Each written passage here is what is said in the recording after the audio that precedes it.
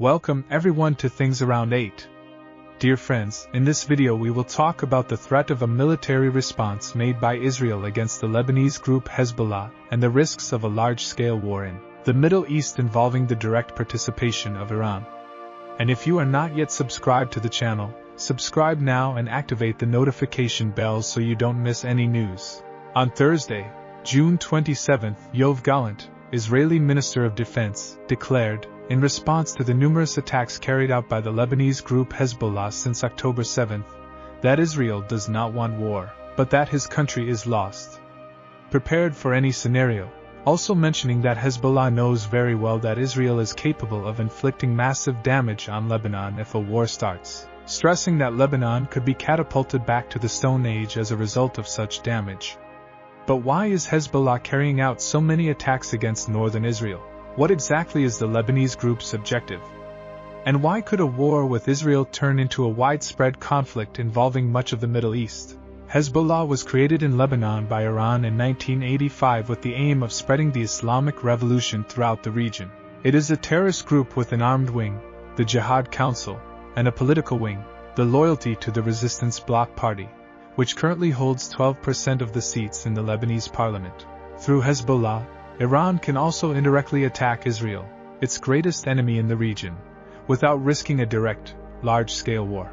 And it was in this role of puppet and weapon of the theocratic dictatorship in Tehran that Hezbollah, since the terrible terrorist attacks by Hamas on October 7, has launched more than 5,000 rockets and missiles against northern Israel, forcing the evacuation of 60,000 Israeli civilians. The leader of the Lebanese terrorist group, Hassan Nasrallah, at the head of an army estimated at more than 100,000 men and an arsenal consisting of thousands of rockets and missiles, including advanced, long-range anti-tank missiles that have already caused many casualties among Israeli forces in recent months, has vowed to invade and destroy northern Israel if the Israelis launch a campaign to drive them out of southern Lebanon. But by carrying out dozens of daily attacks against Israeli civilians and military installations in the north, Hezbollah is inviting a large-scale Israeli attack, which is precisely what Iran wants to maintain the chaos and destabilization of Israel's borders and, just as importantly, to keep international public opinion against Israel. Because there is no doubt that, even after launching more than 5,000 rockets and forcing tens of thousands of people to flee their homes, if Israel responds to these attacks by driving the terrorists out of southern Lebanon, international public opinion, manipulated by the Iranian-funded propaganda machine, will accuse Israel of being the aggressor and will start to see Hezbollah terrorists as victims. However, such a war, if it occurs, will not be anything like the one currently taking place in the Gaza Strip, for two main reasons. The first is the strength of Hezbollah, a group much stronger and better armed than Hamas, equipped with advanced Iranian weapons, notably anti-aircraft artillery and anti-tank missiles with ranges of several thousand meters. Which means that if this war really breaks out, Israeli casualties in Lebanon will probably be much higher than they are now in the Gaza Strip. But there is another, even more relevant reason, which is the possibility of direct Iranian involvement. The Iranian theocratic dictatorship has repeatedly stated that if Israel attacks Lebanon, Iran will attack Israel directly.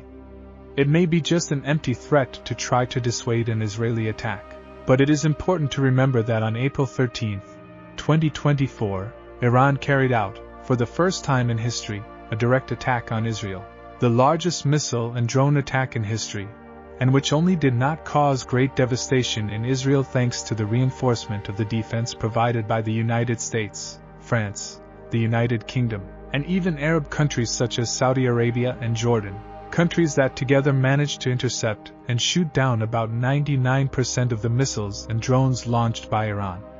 That attack on April 13 served to break a taboo and open a door that Iran could cross again if Israel attacks Lebanon.